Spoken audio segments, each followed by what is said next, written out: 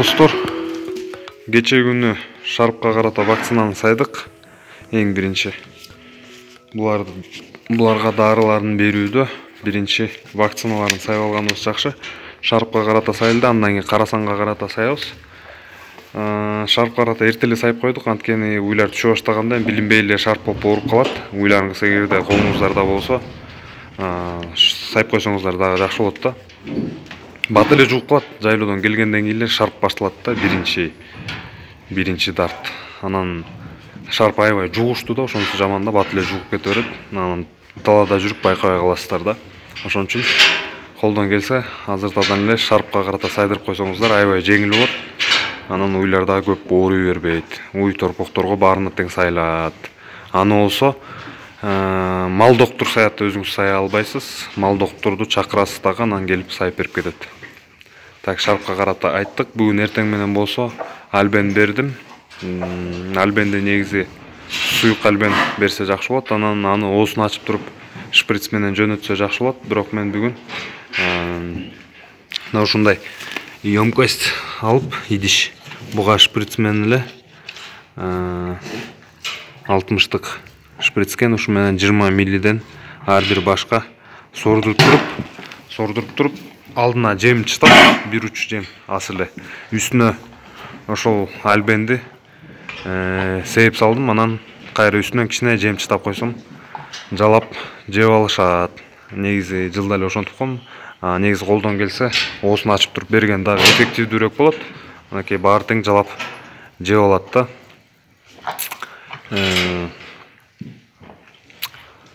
Эгерде жардамчы жок болсо, эч ким жок болсо жаныңызда, ошондой кылсаңыз болот. Анан альбен бергенден кийин түшкө чейин, мисалы эртең менен азыр саат 8 болду, түшкө чейин эчтеке жебеш керек да, эчтеке берилбеш керек, суу такыр ичпеш керек, ач карын бериш керек. Анан түштөн кийин анан жем чөбүн, суусун бере баштасаңыз болот. Альбенди эмнеге беребиз? Альбенди дегельминтизация, курттардан арылтуу максатында, курттарды жоготуу максатында берилет. Альбен ушундай суюк альбендазол деп бет аптекадан сурап, анан инструкциялары бар. Ошо инструкцияларын карап берсеңиздер жакшы. Биз 20 милли бердик. Негизи бул жерде инструкциясында болсо көбүрөөк берип коюп турубуз да, бирок передозировка көп боло бербейт. Негизи инструкциясын окуп коюңуздар. Мына КРС лошади верблюда 1 милли на 20 кг живого веса додот. 1 милли 20 кг тирүү салмакка. Ошондо 10 милли берсеңиз 200 кг тирүү салмакка кеткен болот. 15 милли 300 кг. Мисалы ушул букалар 15 миллиден жеш керек экен, биз болсо 20дан берип салдык да, күчтүү кылып туруп. Инструкциясын менен бериңиздер, анан окуңуздар да инструкциясын. Болду, альбенди түшүндүрүп бердим окшойт. Мына шарпка кетти. 10 күн өткөрүп туруп, андан кийин карасанга саябыз да. Карасан болсо 3 жылга чейинки малдар, 3 жашка чейинки уй букага кете берет. 3 жашка чейинки, 3 жаштан өтө сайылбайт да. Анан 10 күн өткөндөн кийин карасанга внутримышечный кетет. Аны болсо өзүңүз эле сайып койсоңуз болот. Булчуң эттерге сайылат да, же болсо мал доктурду эле чакырып кайра сайып койсоңуздар дагы болот. Карасанга карата вакцина болсо вет аптекаларда сатылат. Так, ошондон баштадык. Ивермектерди болсо эң акырында беребиз да биз. Карасанга саябыз, андан кийин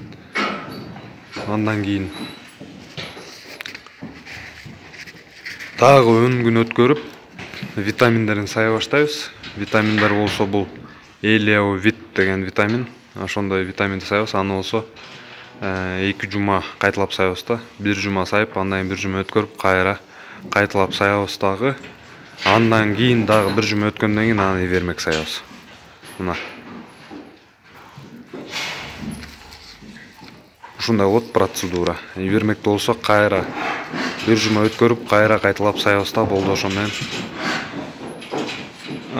дары дармектери толугу менен токтойт. Эми азыр кандай рацион, кандай жем берип жатабыз, ошого кезек берели. Жем тууралуу ушундай арпа жем.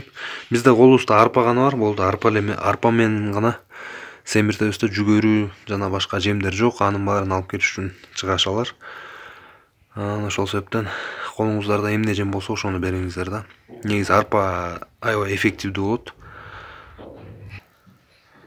Былтыркыдан калган арпалар дагы ушул жака келет, дагы арпа түшө баштайт. Ошол арпага эле ушундай тусту аралаштырып беребиз да. Негизи бул ак тустун атайын ушундай мүшөктө сатылгандары болот, базардан излесеңиздер. Менде бул ушундай тустар келип калган болчу, анан ошону аралаштырып берем. Бул болсо кара туз. Кара тузду эле ушундай дробилкадан өткөрүп майдалап салган да. Сиздер болсо ак туз эле берсеңиздер болот. Ушундай мүшөктөрдө ак туз сатылат. Ошону эле аралаштырып ар бир башка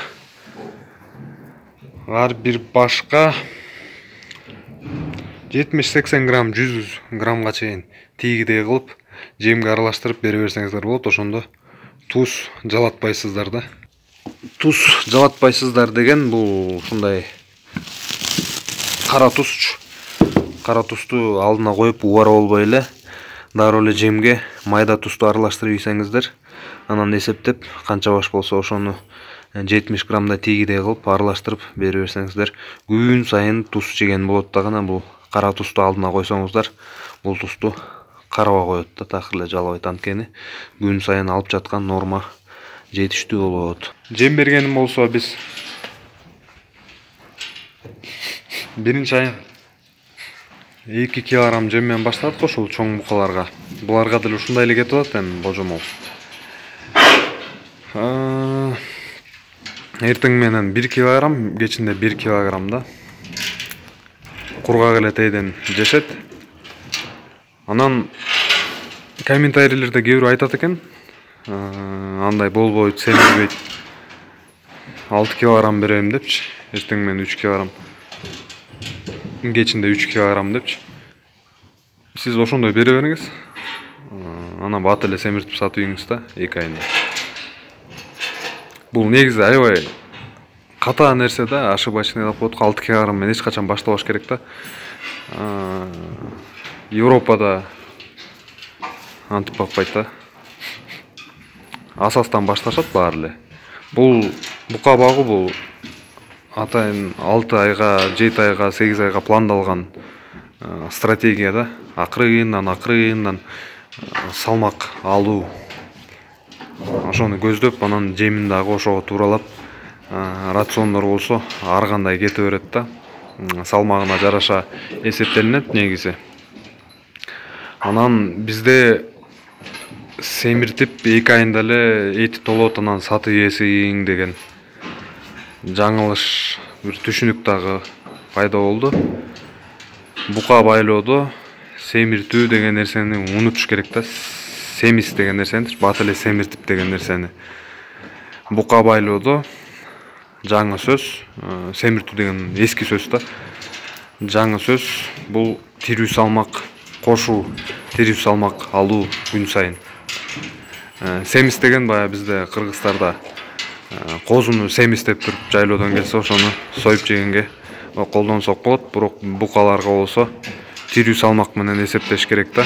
Анткени күн сайын канча килограммдан тирүү салмак алып жатат. Эгерде сиз 6 килограмм жем берсеңиз дагы 2 айда биздин кыргыз букалар ашып кетсе 60 килограмм тирүү салмак алат. Макул 70-80 килограмм алсын. Бул орточо эсеп менен 30 килограмм деп дагы эсептебейли, 20 килограммдан 40 килограммга чейин эт болгону гана. Мисалы ушул 300 килограмм тирүү салмак буканы сиз алып туруп 500 килограмм кылып сала албайсыз да 2 айдын ичинде. Анткени 2 айда болгону 360 килограмм гана болот. 60 килограмм тирүү салмак кошот. Эгерде 5 ай байласаңыз, эсептеңиз 150 килограмм, 300кө 150-нү кошсок 450 килограмм. Мына 5 айда 450 килограммга кетет дагы. Анан божомол 250-260 килограмм эт берет. Сиз 2 ай байласаңыз болгону сизге 200 килограмм гана эт берет да. Мына ошондой да расклад. Анан 2 ай байлай калып мындан 260 килограмм эт ала албайсыз да. Ошону жакшы эске тутуп, жакшы бир эстеп алалычы. Бука байлагандар тирүү салмак менен эсептеш керек да. Тирүү салмак күн сайын канча килограмм тирүү салмак алып атат. Ошо менен эсептелет. Семиз деген сөз бул абстрактуу, мындай түшүнүксүз, көзгө көрүнбөгөн, ченелбеген бир нерсе да.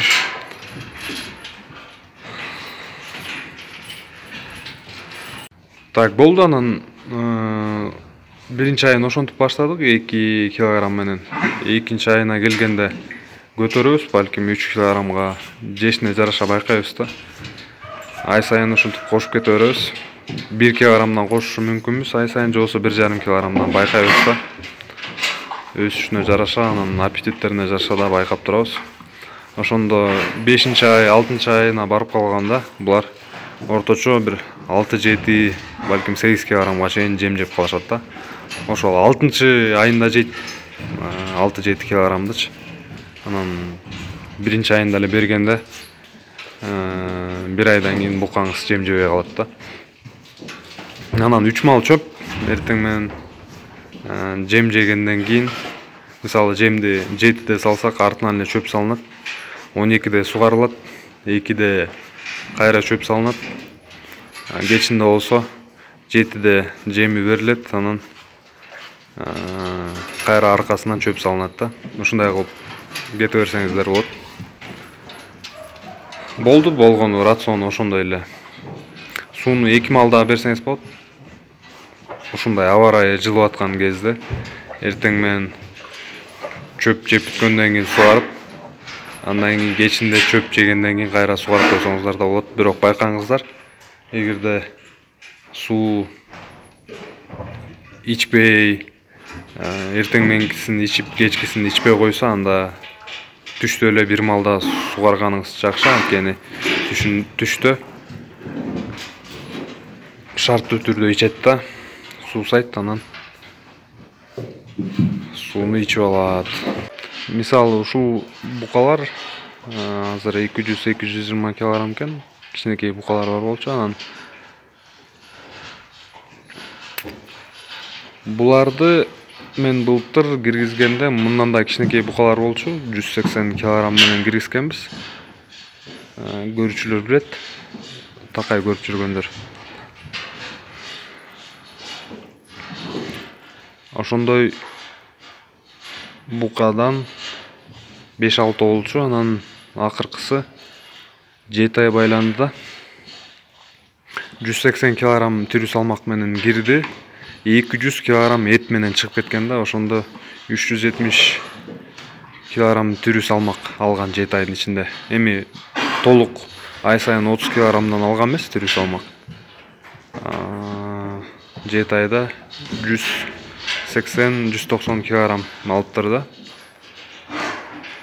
Ай сайын 25 килограммдан кошкондо, анан ошол буканы 7 ай байлаганбыз. 200 килограмм этке жеткириш үчүн. Ар кандай болгондо 190 болгон, 195, бирөө болсо 180 килограмм болуп калса керек эле, ушундай болгон да. Анан бат эле семире калбайт, тирүү салмак алып, анан акырын-акырындан эт кошуп атып, анан жетет да. Мисалы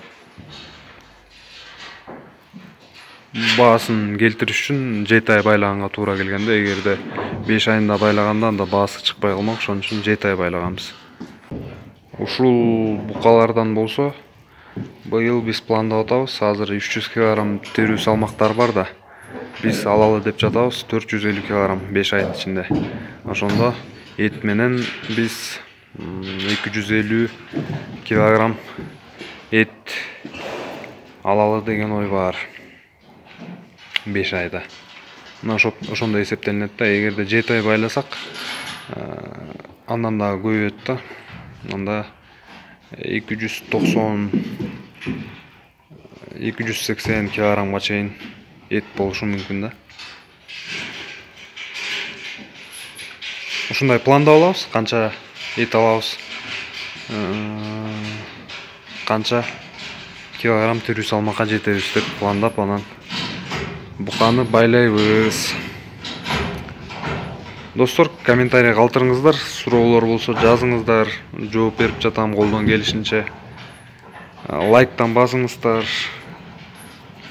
Көп лайк бассаңыздар видеонун жайылышына жардам берет. Жана комментарий жазыңыздар. Видео менен бөлүшүңүздөр. Каналга да катталганды унутпаңыздар. Görüşкөнчө кийинки видеолорго чейин.